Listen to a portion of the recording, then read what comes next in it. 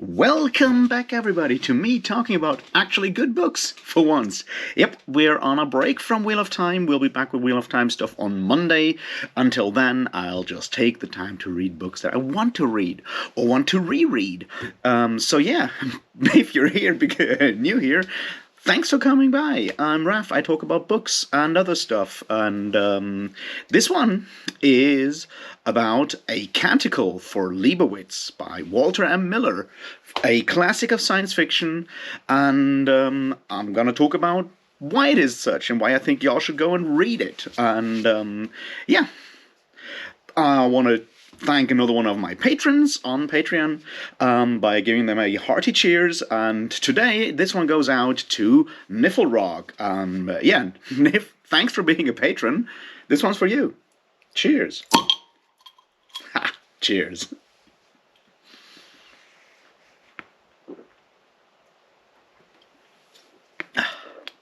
So yeah, if you want to support me there, please do so. No obligations. You get a cheers. You might even get like another present. But you know, all of you who can't afford it or whatever, you'll still get all the videos. There's no special videos or anything behind it because I don't like that kind of exclusivity.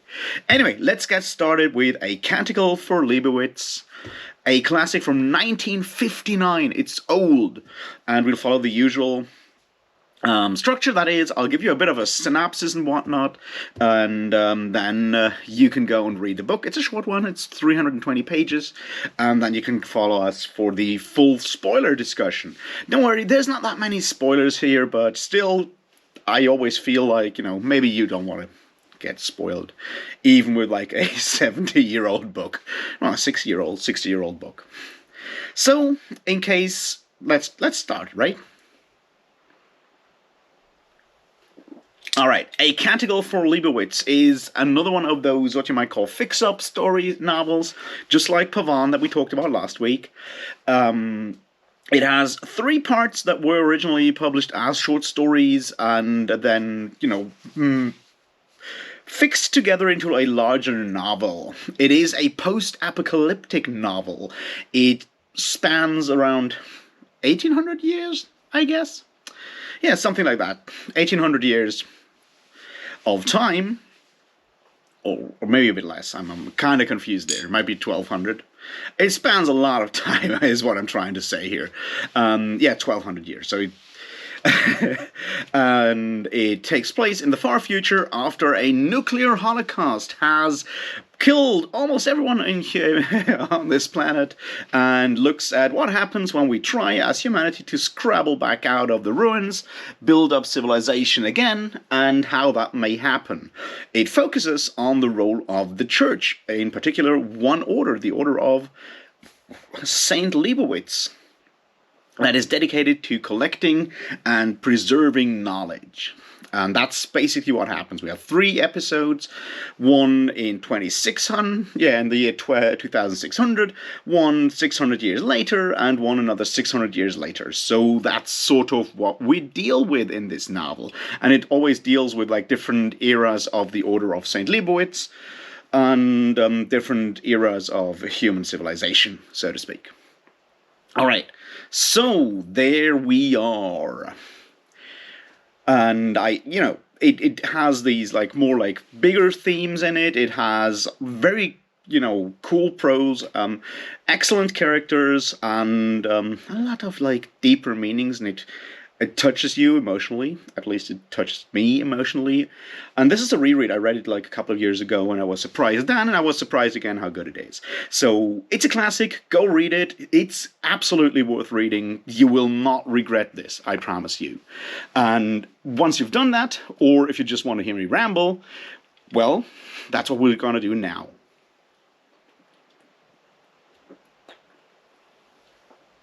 All right, so you ready? Perfect. Right.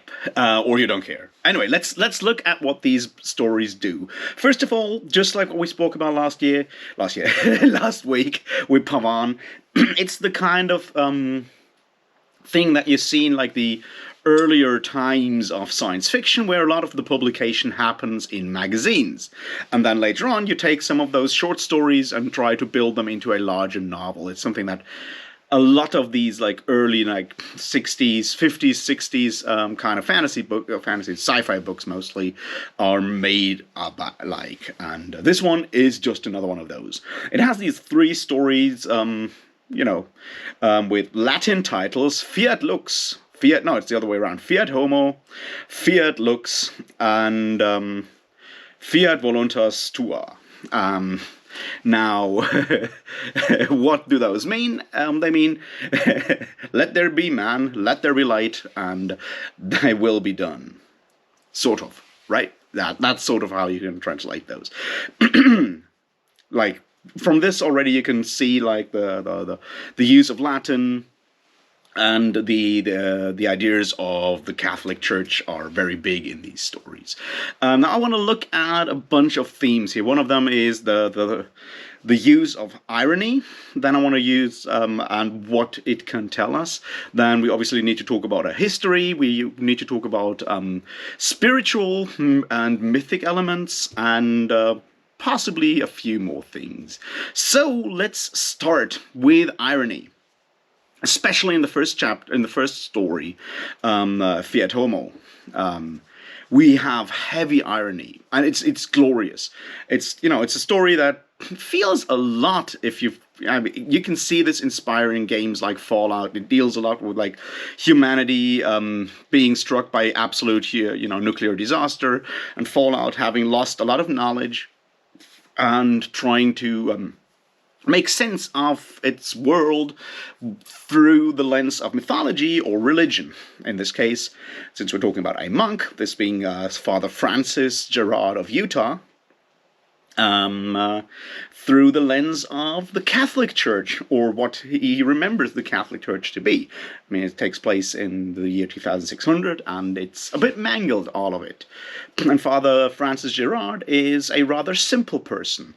And then he has his encounter with the pilgrim, the wanderer, and discovers these documents by Leibowitz, and so forth. And as I said, I think the most important thing here is the irony.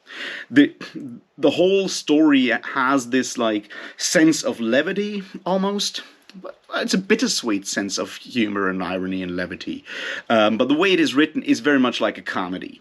Father Francis being rather a very simple man and misunderstanding a lot of things and so forth, while other people around him are devious. The way the machinations of the church are described, all of this just like drips irony, and I'm all there for it. I love it because I feel there's an important aspect to this, and it's something that we'll see through the entire story, and it's something that you see sometimes in stories like that. And that is irony in the face of despair. Because, nuclear annihilation is a pretty serious thing. And written by someone like Walter M. Miller, who was actually a tail gunner in the Second World War, a soldier, of course. As I said, we're talking like a book written in 55 to 59, so 10 to 15 years after the war. We are talking about, the beginnings of the Cold War. We were talking about people that have like very, very immediate experience with nuclear weaponry and the destruction that comes from nuclear weapons. And sometimes the only thing you can do in the face of despair and in the face of fear is to find something humorous in there. And it's that level of irony, that level of, what you almost might call like an existential sort of absurdity that we see in these stories, especially in the first one, though, that like what you can do, like all you can do is basically laugh, or find something to laugh about, or at least smile about in about the things that we as humans do. And I think that's a very important aspect there. The humor is always weighed against the tragedy. The irony is always weighed against the tragedy there. And the idea, the question of meaning: is there meaning in human life, or is it all meaningless? And the story in itself, like this circular story of starting with an encounter between Father Francis Gerard and the pilgrim, the wanderer. We need to talk about the wanderer as well. And ending sort of with an almost a second encounter, when we have that whole thing where Father Francis goes to the Vatican, goes back, and then gets killed by the mutants, right? And then the pilgrim buries him, and then we zoom out and have that wonderful, like, prose about the buzzards being all happy about the state of nature because there's so much to eat because humans kill each other. It's wonderful, in its despair, and that I feel is something that we can see through the entire story.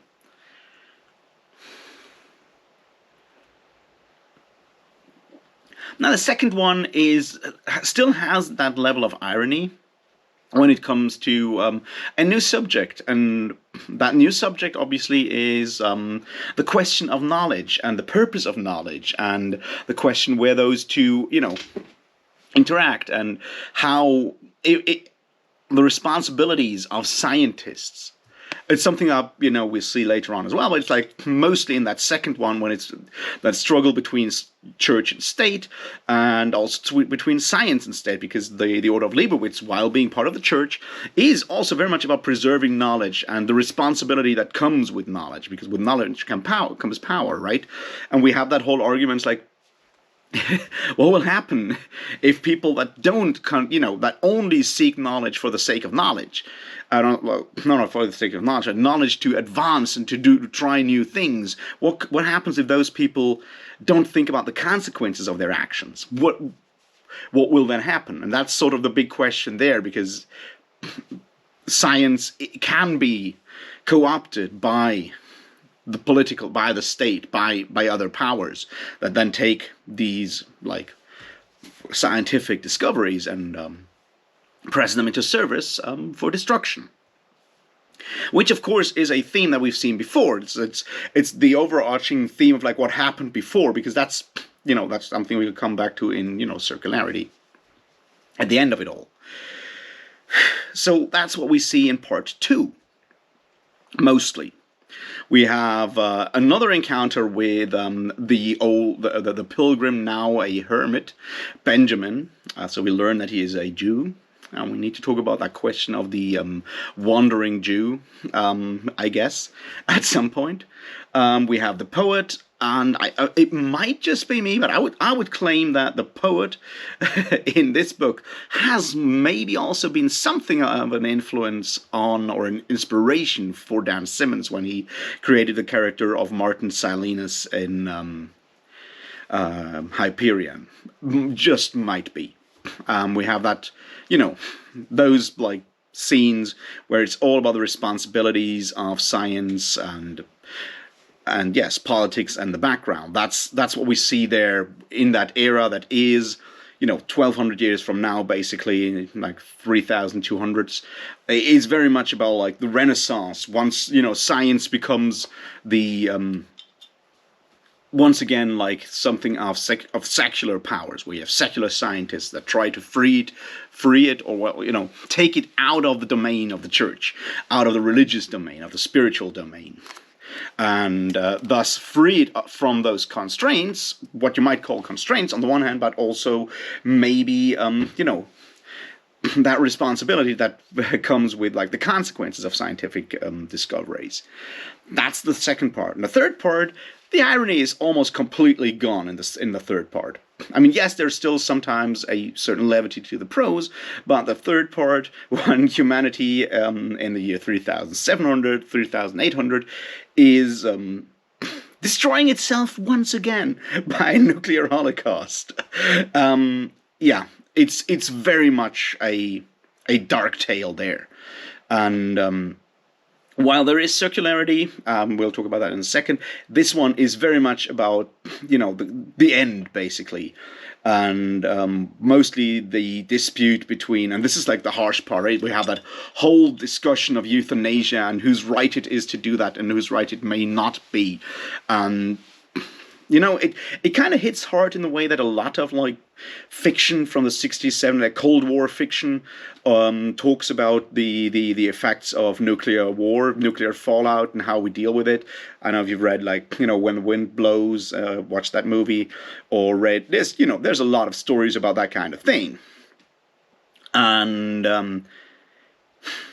in that whole story with Father, I keep forgetting, Seki, that guy, the last abbot, basically, and him trying to term euthanasia for terminally radiated people as suicide, and thus forbidden by the church, and having that long dispute with the doctor about whether whose right it is to actually judge people for wanting that, and whether euthanasia is not actually a good thing. It's a very visceral discussion, and the whole thing just really hammers home, I feel, at least for me, hammers home the brutality of the whole thing, but also like the brutality that something like nuclear war will force upon us, because there's choices that like are wrong in every way, and the way this is like handled in the story is just like almost, it's hard to describe. It's absolutely visceral. It has this almost superhuman quality in a way, with that weird spiritual ending. But yeah, it's fucking brutal, is what it is. And I think that's one of the really important aspects here, is how this book starts with something that is fun and easy to poke fun at, the whole thing, like how humanity is scrabbling out of the ruins of nuclear war, how ignorant it's easy to make fun of the ignorance of those people, even the way, the mutations and stuff are described. A lot of that stuff is sort of, you can, kind of giggle along to. And then by the end of the novel, that laughter has stuck in your throat, and you're like, holy shit, it's brutal. And I think it works so well because it does have that shift in tone from humor to despair. A resignation, almost, I guess, is more what we see there. And this is sort of where we need to go. Circularity. Humanity being forced to repeat its mistakes again and again because they are in human nature. We're doomed to do it again and again and again. Now that is an old theme. It's an old theme of despair that you obviously see usually around large world-defining, or like not world-defining, but you know what I mean, like for the people surviving them or living in them, very much defining world-shattering conflicts. I guess the first one one I will always point out is Thucydides and the Peloponnesian War, which for the Greek world at the time was absolutely world-shattering. More so, I guess, than the so-called Persian Wars that Herodotus wrote about, right? It's very much, and he writes that in his prologues, like this is... So once you reach the same point again, posterity can see how it ended the last time. So maybe you can learn something from it. That idea that we will always return to self-destruction. And it has, come back later and again and again. It's where your Thomas Hobbes takes his idea of human nature from, and so forth. It's returning again and again. And thus, again, with someone like Walter Miller, who has just survived the cataclysm almost of the Second World War, participated in it, and is certainly influenced by the shock of it. So I guess another novel that kind of goes in a similar direction, tone-wise almost, is certainly Slaughterhouse-Five by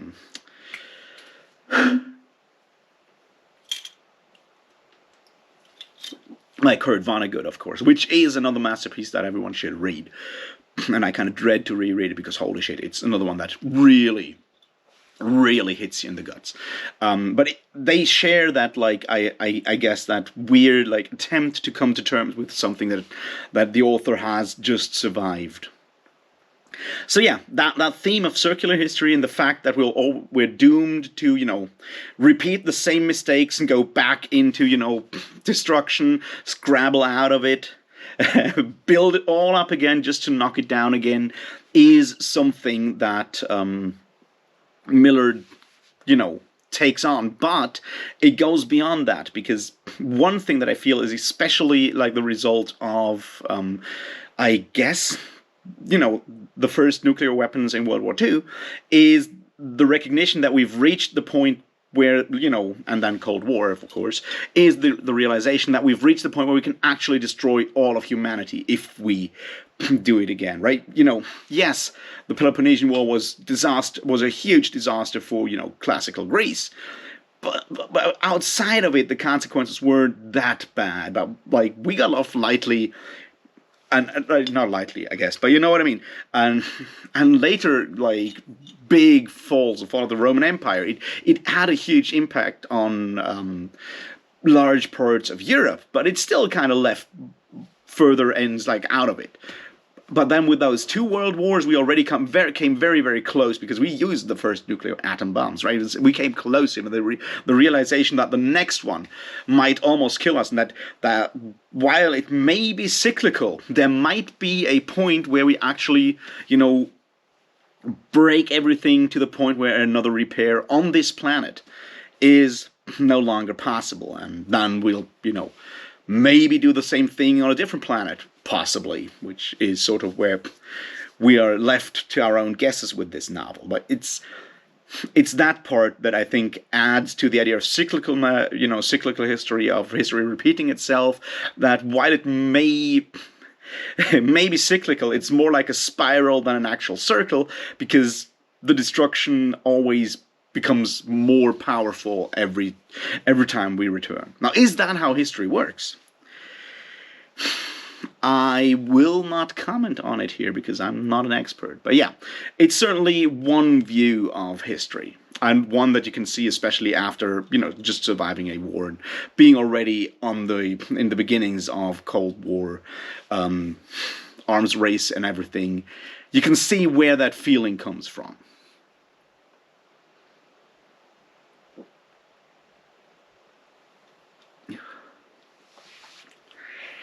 So, and he does that like cyclical thing a lot of, right? He does that when we see how the novels start. We have the whole things basically being all about, those meetings between Father Francis and that wanderer, who is the same old person, wandering Jew, that shows up in every novel as a recurring character, someone that shows up again and again. And we even have it for the entire novel when at the end Abbot Secchi, whatever, finds the skull of Father Francis when the actual abbey is destroyed by the nuclear attack at the end of the novel. So we have that circularity within the novel that describes the circularity or mirrors the circularity of history from outside that the novel portrays. So that's just structurally extremely well done. Another thing that I feel is excellent, especially for sci-fi of the 60s, late 50s, early 60s, something that I spoke about last week with Pavan, and I guess one of the reasons why I always feel those two novels kind of vibe together, like, are connected in my mind, is the way it focuses on the humans. Yes, technology plays a role here, and we have that like rise of technology, of discovery, of science, but each of those stories is very much about the people and how the people react to stuff. It's very much about characters, and those characters are extremely detailed, extremely nuanced, extremely faceted in a lot of ways, and are absolutely fascinating to read. Plus, and this is something that is way, I would say, more modern in this novel compared to, say, Pavan, the way Miller writes dialogue is extremely dynamic. It's just brilliant to me. Those interactions between Abbot Paolo and Benjamin the Jew in the second book, in the second novel part in Fiat Lux, are just insanely good. With all its like symbolism, its religious symbolism, how it is then connected to all kinds of aspects of reality. That's like world-class literature right there, and it's, yeah, go and read it again, and it's Just fantastic. Plus, the end of that chapter when that wandering Jew who's still waiting for Messiah walks in and sees Thontadio, the scientist, just looks at him and then is like, "No, you're not him." That despair, that level of despair, is just like crushing. So yeah, insanely good character work in that one.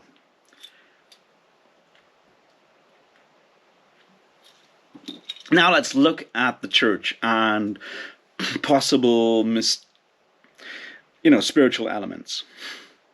There is one that is obviously the connecting character of Benjamin, then later called Lazarus, but it's always the same character who is kind of also then with his smile, the old weird world weary character of which may or may not be the same character. It's never like actually mentioned or like made clear. It's just very easy to make that connection. Like Miller deliberately makes it writes it the way that you as the reader make that connection and then try to remember that. It cannot be possible, and like the characters in the book doubt about it. You're as the reader is like, wait. Is he truly that wandering Jew that comes back and again, still searching for Messiah? Is he that one? It's interesting because it adds that spiritual category to it, and it does something that I think is important here because it does not only talk about religion, organized religion, in this case Catholicism, but also about the distinction between religion and actual, supernatural or whatever you want to call it, elements, and how there might be a spiritual truth out there that the church is just also trying to understand, trying to come close to, and in all its ridiculous humor, it's poking fun at organized religion, at the Catholic Church in these stories, and there's a lot of fun being poked at the church at the beginning, and then there's certainly the whole discussion on euthanasia in the third book, where there's also like rage leveled at the church in a lot of ways. What Miller does, and what I think is extremely powerful in these stories, is at every single point, the church or religion or faith are being taken seriously. Yes, they have faults. They have all kinds of faults. There's all kinds of problems with it. But those are human problems because those people are human. But the idea of faith in the face of suffering, in the face of despair, is not questioned in itself. It's never ridiculed in a way that ridicules the idea of faith. And I think that's a very, very important aspect of this book, because it shows that like the acceptance that for some people an organized religion, church might be an important aspect and may even play a positive and important role when it comes to protecting and keeping knowledge and saving knowledge for the sake of mankind, using the power of church as a positive thing. It's just like very easy, and Miller is aware of it, how that can go wrong and how that can also be used for human suffering, as we see in that last volume, in that last story about the question of euthanasia, which I don't have the answer for it.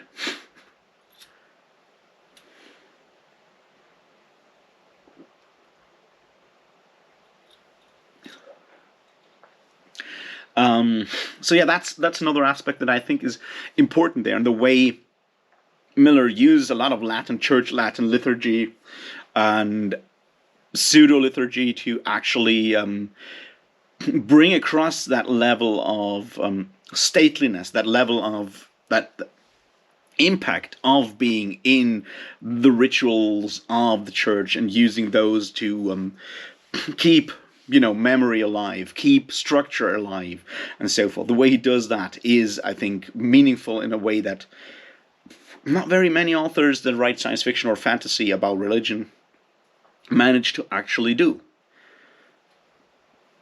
Because especially for us, sort of, enlightened, skeptics, whatever, it's oh so easy to just ridicule and not take the church seriously, or just hate it as an organization that brings a lot of suffering to humanity. But I think it's important to take it seriously, and the fact that Miller does that is something that I very much appreciate about the novel. What else should we talk about with this one?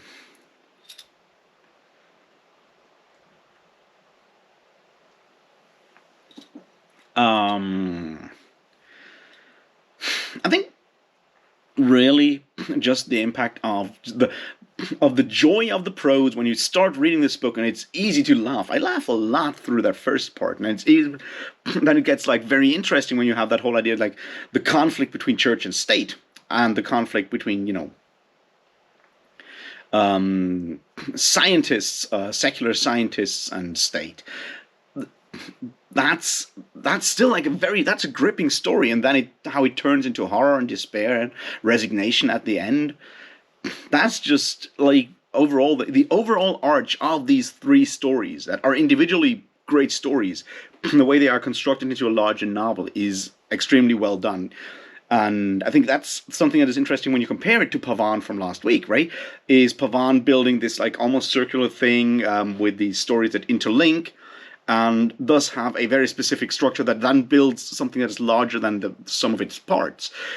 And Leibowitz does a very similar thing, but in a different way, where we shift tone from, humor and irony over just interest to despair and resignation. That like arc of, atmosphere of emotions, that emotional arc is what makes the novel more than just three stories, I think. And that's very powerful. And I think we'll end the whole thing with a discussion of responsibility.